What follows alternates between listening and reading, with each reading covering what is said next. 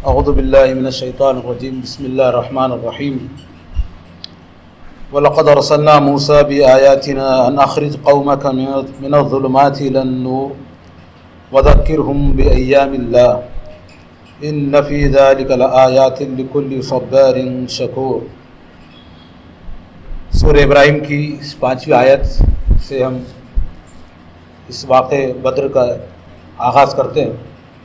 اللہ رب العزت فرماتا ہے، ہم نے اسی طرح موسیٰ کو اپنی نشانیوں کے ساتھ بھیجا تھا کہ اپنی قوم کو اندھیروں سے نکال کر روشنی میں لاؤ اور انہیں خدا کے ان دنوں کی یاد دلاؤ جن میں اس کی دینونت کا ظہور ہوا ہے۔ اس میں شبہ نہیں کہ اس میں ہر اس شخص کے لیے بڑی نشانیاں ہیں جو خدا کے آزمائشوں میں صبر اور اس کے افضال و عنایت پر شکر کرنے والے ہوں۔ وَذَكِّرْهُمْ بِأَيَّامِ اللَّهِ، یعنی انہیں خدا کے دنوں کی یاد دلاؤ۔ محترم امیر جماعت عمران صاحب، محترم جاوید مکرم صاحب رکن شورا اور معزز سامعین اکرام، السلام علیکم ورحمۃ اللہ۔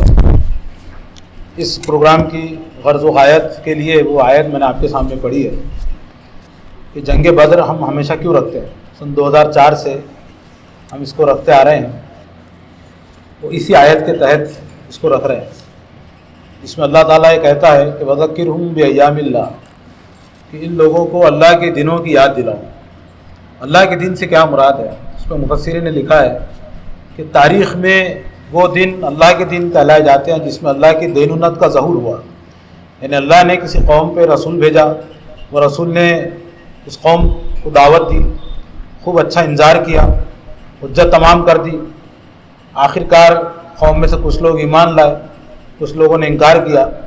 انکار کرنے والوں پر دنیا میں عذاب آیا اور ایمان لانے والوں کو اللہ نے فتح و نصرت سے سرفراز فرمایا۔ یہ اللہ کے دن ہے، ان دنوں کی یاد دلاؤ۔ اس میں موسیٰ علیہ السلام اور فرعون کا واقعہ ہے، نوح علیہ السلام کے واقعات ہیں، اور یہ یوم بدر یہ بھی ایک ایسا ہی تاریخی واقعہ ہے جس میں اللہ رب العزت نے اپنے ماننے والوں کو فتح و کامرانی بخشی اور اپنا انکار کرنے والوں کو اپنے وعدے کے مطابق عذاب سے دوچار کیا۔ جنگ بدر عذاب کی پہلی قسط ہے۔ اللہ کے رسول صلی اللہ علیہ وسلم نے مکہ میں ہم دیکھتے ہیں کہ مستقل کام کیا اور لوگوں کو انذار کیا۔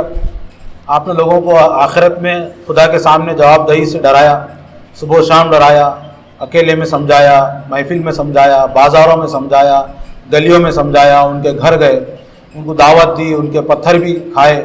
ہر اعتبار سے آپ صلی اللہ علیہ وسلم نے اس مکے کی چھوٹی بستی میں آپ دیکھیے 13 سال آپ صلی اللہ علیہ وسلم نے کام کیا۔ پھر ہم یہ بھی جانتے ہیں کہ وہ مکی جو سورے ہیں سارے، ان کے اندر بار بار عذاب کا تذکرہ ہے، تو آخر مکے والوں پہ عذاب کیوں نہیں آیا؟ تو مکے والوں پر عمومی عذاب نہیں آیا کیونکہ ان کے اندر بہت سے وہ لوگ تھے جو ایمان والے تھے لیکن ایمان چھپا ہوا تھا، تو اس طرح قسطوں میں عذاب آیا۔ اس کی پہلی قسط تھی جنگ بدر، یہ خدا کا عذاب تھا۔ اللہ کے رسول صلی اللہ علیہ وسلم نے جب 10 سال ہو گئے مکے میں، ہم جانتے ہیں کہ غم کا سال ہے 10واں سال، جس میں حضرت ابو طالب کا انتقال ہوا، حضرت خدیجہ رضی اللہ عنہ کا انتقال ہوا، تو آپ صلی اللہ علیہ وسلم ایک طرح سے وہ جو جذباتی رفاقت تھی حضرت خدیجہ کی، ہر طرح سے رفاقت تھی، حضرت ابو طالب کی بھی ایک بڑا سہارا تھا، یہ بالکل اڑ گیا۔ تو مکے والوں نے 10ویں سال میں ہی 10 مکی میں 10 نبوی میں رسول اللہ صلی اللہ علیہ وسلم کے قتل کی سازش کرے۔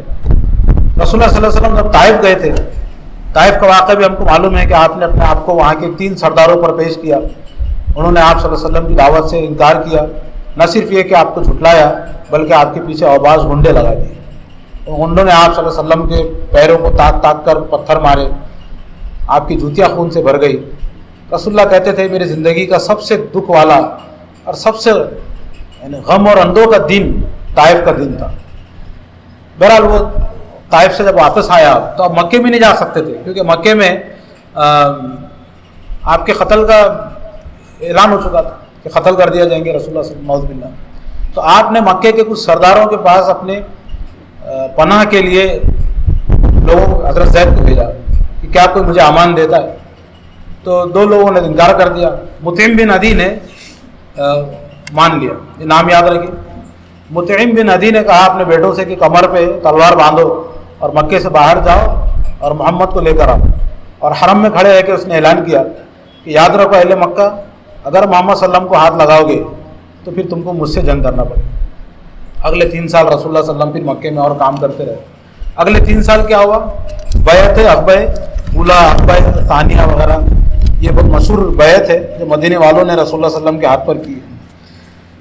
مدینے کے لوگ کچھ 6 آئے پہلے سال، مطلب 11 نبوی میں انہوں نے رسول اللہ کے ہاتھ پہ بیعت کی. اگلے سال 12 آئے، اس کے بعد 75 لوگ آئے اور انہوں نے رسول اللہ صلی اللہ علیہ وسلم کو کہا کہ آپ ہمارے پاس آ جائیں مدینے میں، یثرب میں جو اس کا نام تھا پہلے، اور ہم جان مال ہر اعتبار سے آپ کی اعانت کریں گے، آپ کا تعاون کریں گے. تو اس کے بعد ہجرت کا عام حکم ہوا، اعلان ہوا، سارے صحابہ نے ہجرت کی، رسول اللہ صلی اللہ علیہ وسلم نے بھی ہجرت فرمائی. اب جب آپ صلی اللہ علیہ وسلم مکہ چلے، مکے سے مدینہ چلے گئے، مدینے میں آپ صلی اللہ علیہ وسلم ایک حاکم کی حیثیت سے داخل ہوئے. آپ کو وہاں کی حکومت حاصل ہوئی، وہاں کے اطراف کے قبائل سے آپ صلی اللہ علیہ وسلم نے معاہدے کیے، اور ضروری بھی تھا. ایک نوخیز چھوٹی سی مسلم ریاست تھی، کچھ لوگ مسلمان تھے، اس میں بڑی تعداد مہاجرین کی تھی، انصار تھے، اور یہ بے سر و سامانی کی حالت میں آئے ہوئے تھے مکے سے. ان کا رہنا سہنا تجارت اس کے لیے کافی وقت درکار تھا. پھر اطراف کے قبائل سے بھی دوستی ضروری تھی تاکہ مکے والوں کی دشمنی سے کسی طرح بچا جا سکے. اللہ کے رسول صلی اللہ علیہ وسلم نے اپنے ساتھ صحابہ کو لے کر اطراف کے قبیلوں میں سفر کیا. بعض سیرت نگاروں کو اس سے غلط فہمی ہوئی کہ نعوذ باللہ رسول اللہ صلی اللہ علیہ وسلم کوئی تجارتی شاہراہ پہ اپنا رعب ڈالنا چاہتے تھے تاکہ تجارتی قافلے ان سے ڈرنے لگے. نعوذ باللہ، اللہ کے رسول کبھی جنگ کا ماحول پیدا نہیں کرتے. ایک شاعر نے تو یہاں تک کہہ دیا، فضائے بدر پیدا کر فرشتے تیری نصرت کو. فضائے بدر اللہ کے نبی پیدا نہیں کرتے، فضائے بدر کی پوری ذمہ داری قریش پر ہے، قرآن نے ڈالی ہے. اللہ تعالیٰ نے قرآن میں سورہ انفال میں واضح کیا ہے کہ نبی کا یہ کام نہیں ہے کہ وہ قیدی رکھے اور اس کے لیے جنگ بھی کرے، لیکن یہ تم ہو کہ دنیا کی زندگی کے طلبگار ہو. تو یہ فضا دشمنوں کی پیدا کی. پورے حالات، پورا واقعہ آپ کے سامنے رکھوں گا، اس کی روشنی میں آپ سمجھ جائیے گا کیسے برداشت کرتے مکے والے کہ اللہ کے رسول مدینے میں جائیں، ایک حکومت قائم کریں. پھر یہی نہیں بلکہ مدینے کے اطراف کے قبیلوں سے وہ معاہدے کریں. لیکن قریش کی ایسی دھات تھی کہ عرب کے قبیلے رسول اللہ سے معاہدے نہیں کر رہے تھے. چند وہی قبیلے معاہدے کر رہے تھے جن کا دشمن قبیلہ قریش کے ساتھ تھا. اب وہ اس کے ساتھ تو نہیں رہ سکتے تھے، تو انہوں نے ان سے اتحاد کرے رسول اللہ سے. اسی کے تعلق سے آپ صلی اللہ علیہ وسلم نے سفر کیے، اسی کے تعلق سے اطراف کے علاقوں میں آپ نے صحابہ کو بھیجا اور مختلف علاقوں میں دورے کیے. قریش کو بھی معلوم ہو جائے کہ ہم ایک حکومت ہیں اور ہم پوری طرح سے چاق و چوبند ہیں، ہم بھی اگر تم کچھ کرو گے تو اس کے لیے تیار ہیں. یہ ان کو ایک میسج یہ بھی دیا گیا. لیکن قریش شروع سے ہی جو ہے اس بات کی طاق میں تھے کہ ہم کس طرح ان کو ختم کر دیں. یہ جو پنپ رہے ہیں، خود قریش میں سے مکے میں سے لوگ نکل کر جا رہے تھے، مدینے میں مسلمان ہو کے چلے جا رہے تھے. یہ کیسے برداشت کرتے ہیں کہ جو آدمی کل تک ہمارے اندر تھا، ہم اس کا وجود برداشت نہیں کر سکتے تھے، وہ اب وہاں تو آزادی سے کام کر رہا ہے، اس کی دعوت پھیل رہی ہے، پنپ رہی ہے، کیسے اس کو برداشت کیا جائے. چنانچہ انہوں نے شروع سے بہانے تراشے. چنانچہ انہوں نے کئی بار مدینے کے اطراف کی چراگاہوں پر حملے کیے، مسلمانوں کے جانور جو تھے مویشی وغیرہ ان کو لوٹ کر لے گئے. کچھ بہانوں سے مسلمان کے قافلوں سے جھڑپیں بھی انہوں نے کی. عبداللہ بن جہش سیریا وجود میں آیا جس میں عمر بن الحضرمی مارا گیا، مکے کا ایک سردار تھا. اس طرح مختلف بہانے انہوں نے کھوجے. اس میں یہود بھی جو تھے مدینے کے، وہ تھے تو معاہدے میں رسول اللہ کے ساتھ، لیکن وہ درپردہ ان کی بھی سازش تھی کہ کسی طرح قریش مکہ ذرا کے آ جائیں اور آ کے ان کا کام تمام کر دیں. یعنی چاہتے تو تھے وہ کہ مسلمان ختم ہو جائے، لیکن ان کے خون ہمارے ہاتھ سے نہیں رنگنا، ہمارا ہاتھ ان کے خون سے نہیں رنگنا، یہ ان کی خواہش تھی. جیسے کہ ہمیشہ کے یہودیوں کا درپردہ سازشیں کرتے ہیں، پرانی سنت ہے ان کی. تو انہوں نے یہی کام کیا اور قریش کو بھڑکانے لگے. قریش کو بھڑکے ہوئے تھے اور انہوں نے یہ بہانہ بنایا کہ یہ جو تجارتی سفر اور شاہراہیں ہماری یہ غیر محفوظ ہے. بھائی عام لوگ کیوں آئیں گے ان کے ساتھ؟ جب ان کی معیشت کو خطرہ ہوگا تبھی ان کے ساتھ آئیں گے. کیونکہ سب کو دین کے معاملے میں کوئی دھوکہ نہیں تھا سوائے قریش کو. تو عام لوگوں کو ساتھ لینے کے لیے ایک ایسا ہوا بنایا گیا کہ ہماری معیشت کو خطرہ ہے. حالانکہ عام لوگوں کو معلوم تھا یہ نبی تو وہ نبی ہے کہ خیت میں اگر دشمن بھی بھوکا مر رہا ہو تو یہ ان کو اناج بھیجتا ہے. وہ کیا ان کے قافلے لوٹیں گے؟ نعوذ باللہ. اتنا تو نبی کو جانتے تھے، ان کو کیا خطرہ تھا. لیکن انہوں نے عام لوگوں کو یہ باور کرانے کی کوشش کی. تو اس میں یہودیوں کی ریشہ دوانیوں کا بڑا اثر ہے. بدر کے اسباب میں سے ایک پہلا سبب تحویل قبلہ بھی ہے. اللہ کے رسول صلی اللہ علیہ وسلم جب مدینے میں گئے تو یہودیوں کا بیت المقدس قبلہ تھا، عیسائی بھی ادھر ہی رخ کرتے تھے، تو ان کی موافقت میں رسول اللہ نے بھی ادھر ہی قبلہ کیا، ادھر ہی رخ کیا. تو 16 مہینے تقریباً ادھر ہی رخ کر کے نماز پڑھتے رہے، حتیٰ کہ بدر سے 1-2 مہینے پہلے رجب یا شعبان میں تحویل قبلے کا حکم آ گیا اور آپ صلی اللہ علیہ وسلم مکے کی طرف آپ نے رخ کیا نمازوں میں. اب یہ واضح ہو گیا یہودیوں کے لیے بھی اور قریش کے لیے بھی کہ یہ ایک امت ممتاز امت بن کے کھڑی ہوئی ہے. یہ ایک ممتاز امت ہے، یہ نہ اہل کتاب سے موافقت رکھتی ہے، موجودہ اہل کتاب سے، اور نہ یہ قریش سے موافقت رکھتی ہے. یہ مستقل ایک امت ہے. تو اب یہ بھی ان کے لیے ایک بڑا چیلنج تھا اور ان کے لیے ایک تھریٹ تھا کہ یہ ایک مستقل امت ہے. چنانچہ اس کے بعد وہ اور مزید تیاری کرنے لگے. اس میں 2 غلط فہمیاں لوگ عام طور پر ہوتی ہیں. ایک تو یہ کہ نبی نے ساری جنگیں مدافعت میں کی ہیں. دوسری غلط فہمی یہ ہوتی ہے کہ نعوذ باللہ نبی نے یہ فضائی پیدا کی ہے.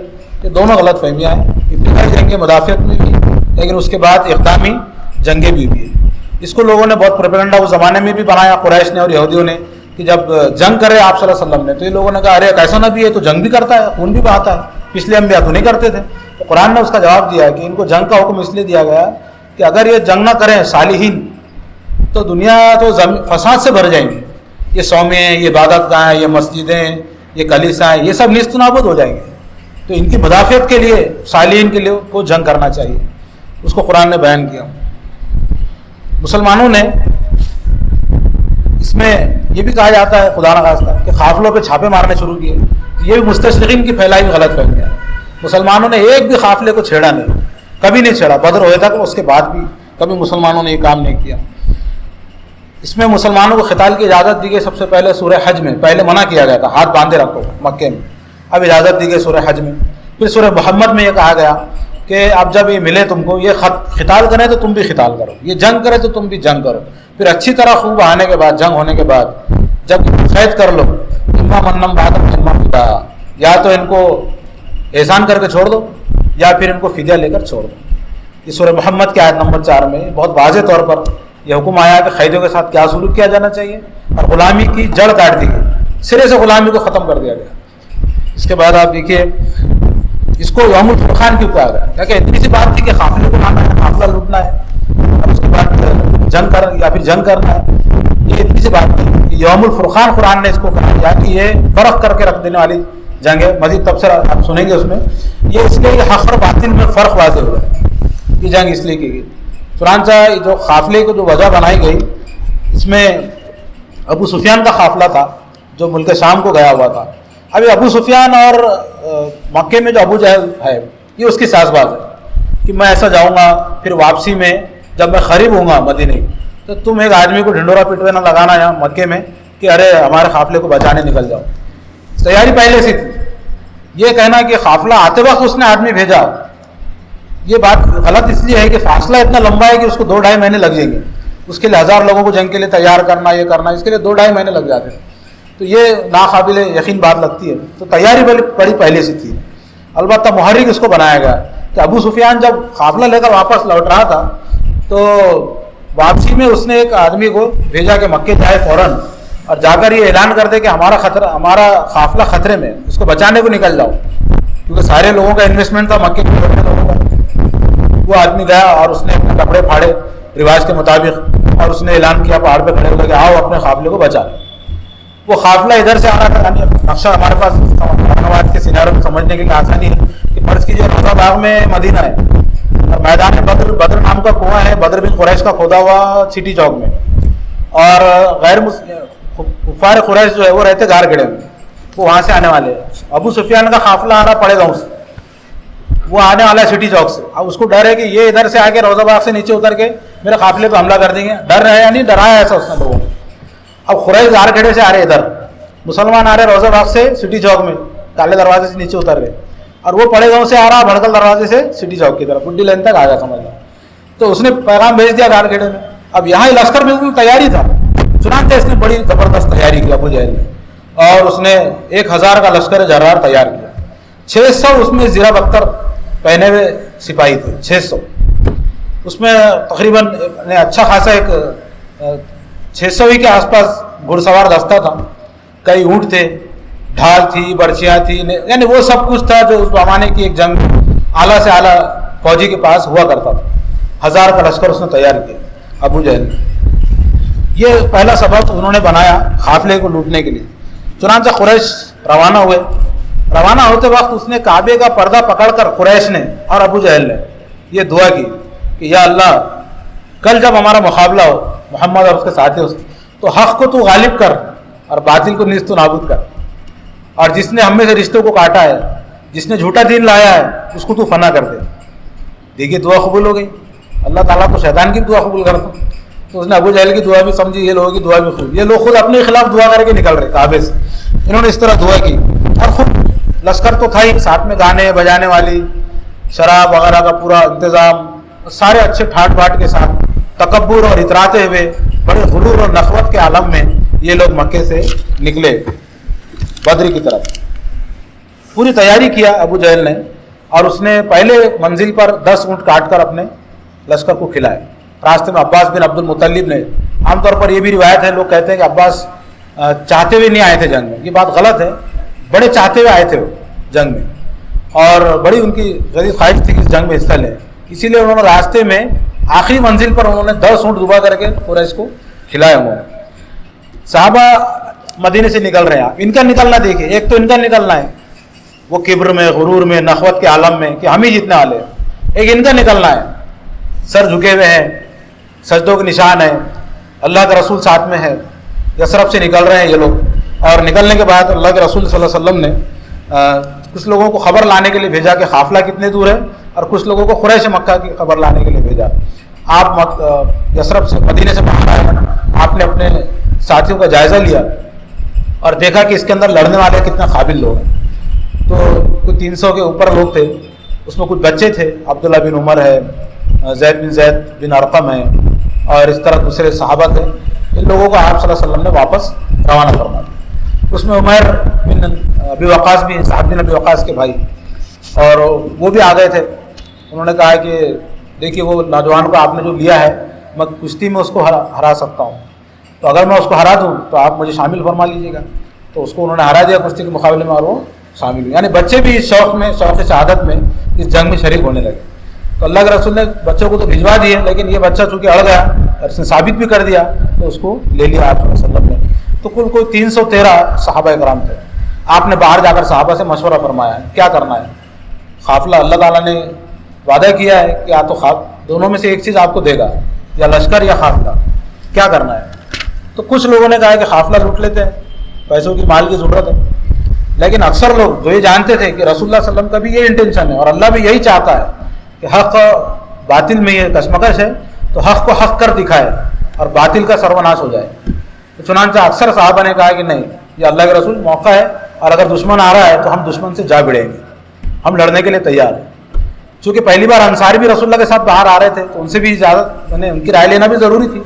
آپ صلی اللہ علیہ وسلم نے دوبارہ پوچھا, تو آپ نے جب پوچھا تو خود مہاجرین میں سے ہی حضرت مقداد بن عمرو اٹھے, اور انہوں نے عظیم الشان دعا فرمائی, انہوں نے تقریر فرمائی. انہوں نے کہا کہ یار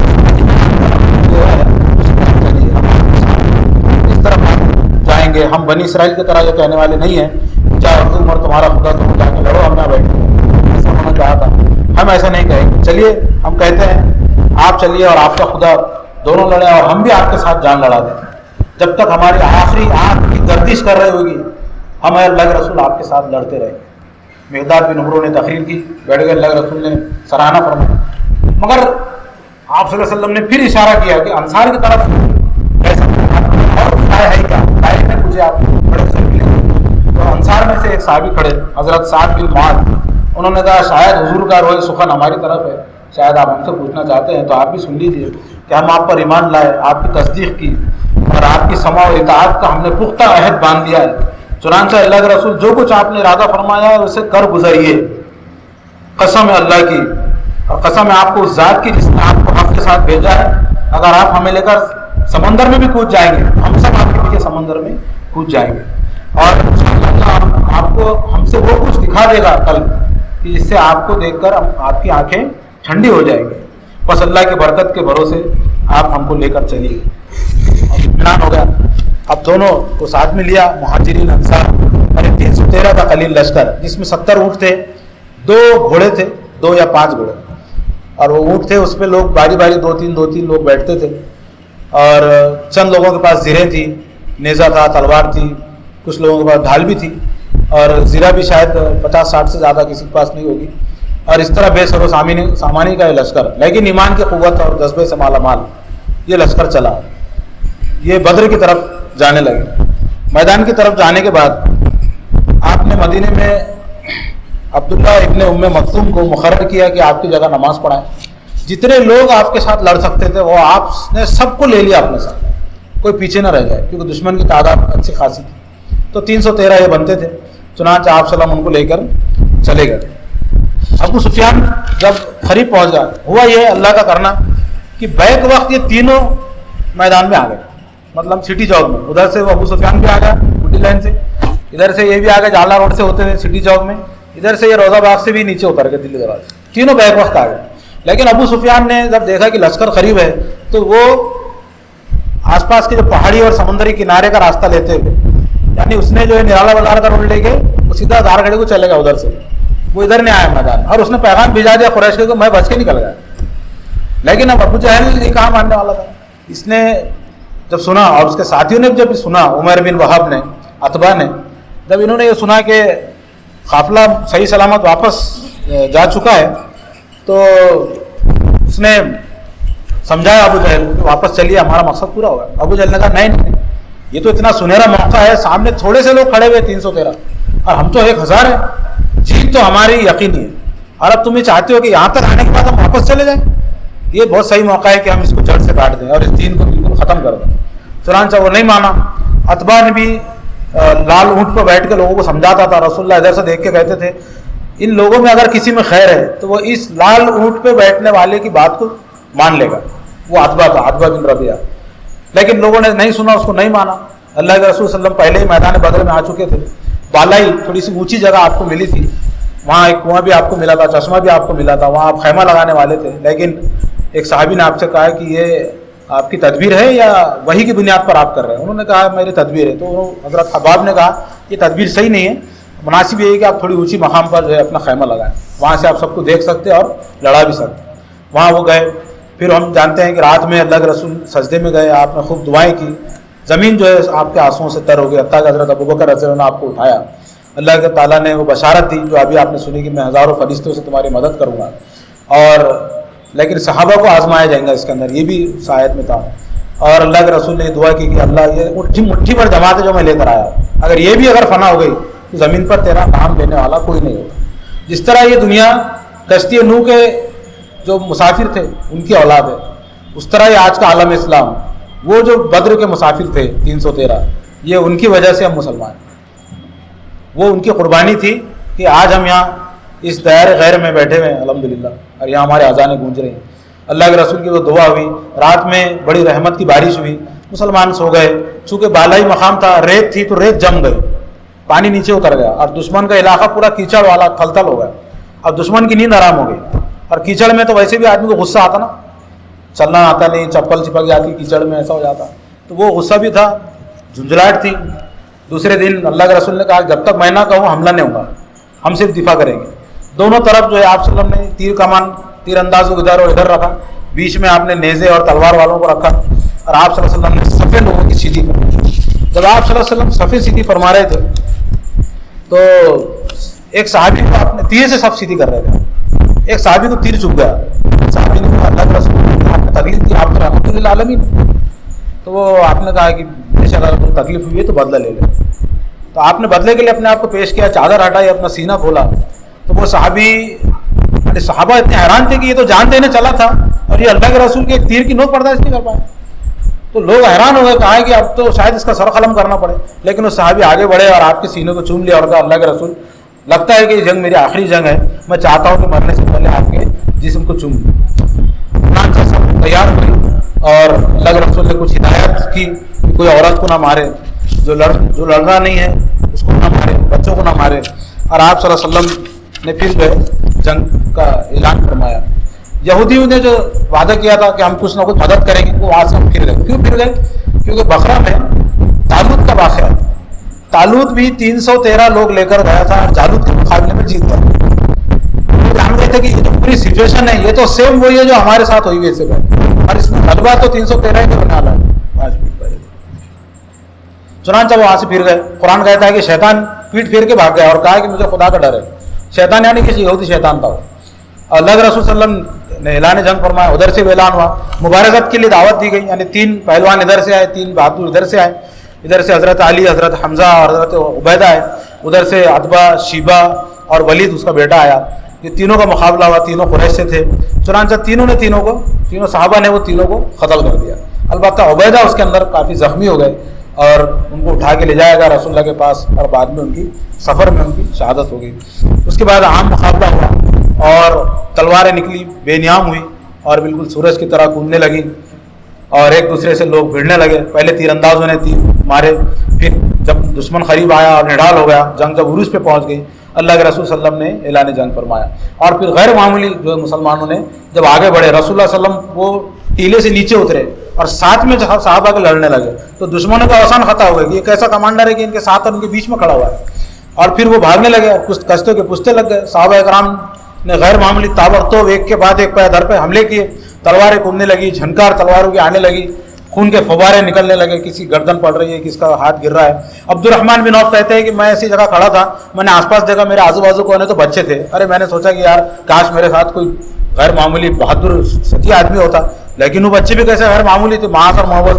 انہوں نے کہا چچا وہ ابو جہل کہاں ہے، ذرا بتا دیجیے. گھوڑے پہ کسی ایک نے گھوڑے کو گرایا اور دوسرے نے ابو جہل کو قتل کر دیا. تو میں نے کہا کہ یہ بھی زبردست بچے تھے. اس کا اکرامہ نے آگے بڑھ کے ماس کا ایک ہاتھ کاٹ دیا، ہاتھ پھٹک رہا تھا، بچہ ویسے لڑتا تھا.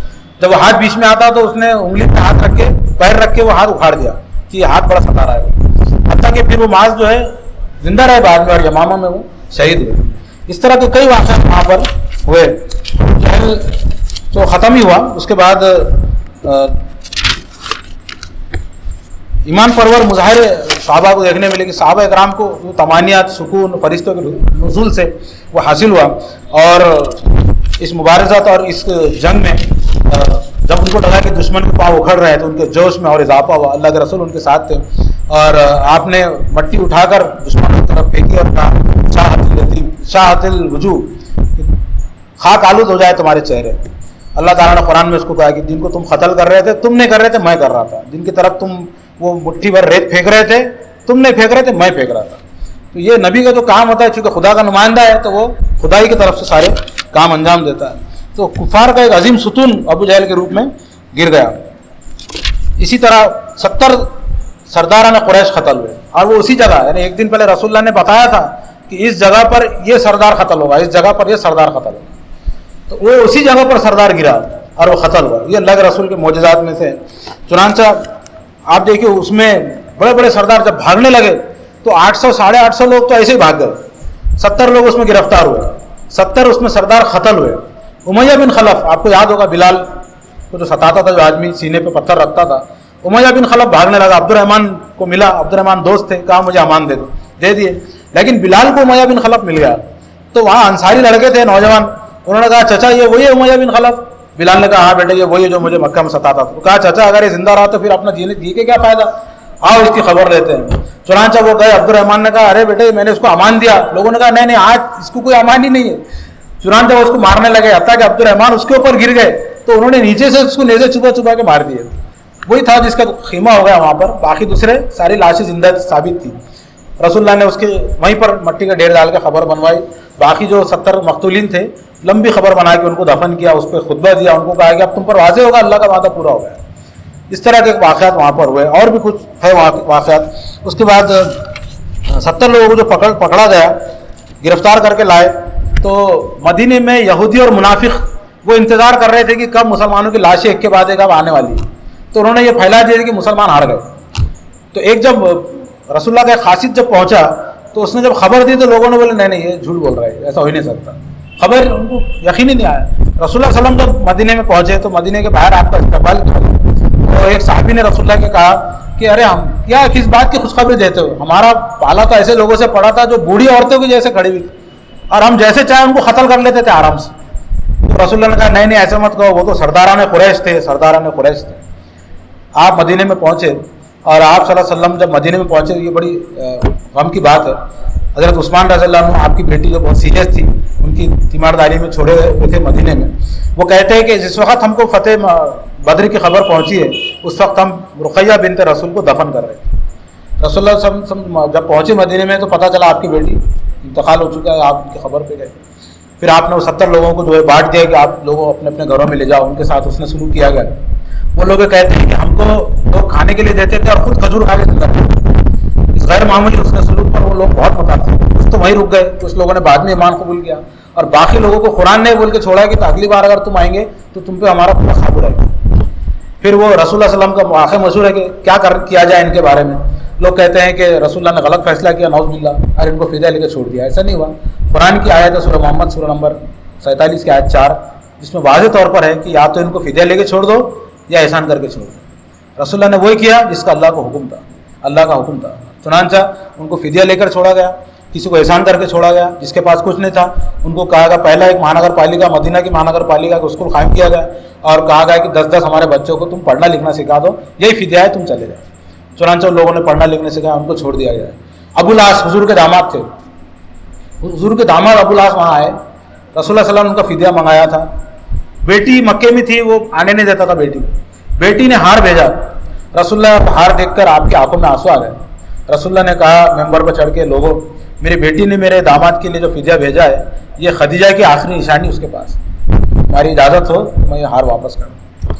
صحابہ کرام رونے لگے. صحابہ نے کہا اللہ کے رسول ہم سے کیا غیرت, کیوں پوچھتے ہو ہم سے, لیکن اللہ کے رسول تھے, اجل کا آخری نمونہ تھا, جو ہوگا 2 منٹ رہے, جنگ ختم ہوئی.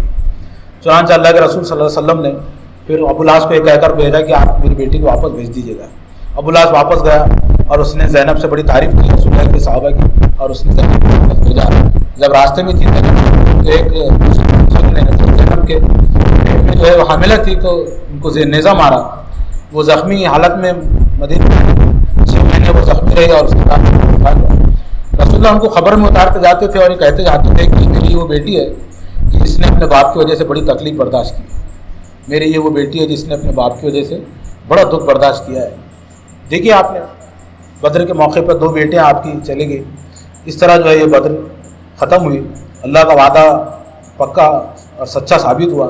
14 صحابہ کرام اس میں شہید ہوئے, اور وہ صحابہ ظاہر بدری صحابہ کا ایک بہت اعلیٰ مقام صحابہ میں ہے.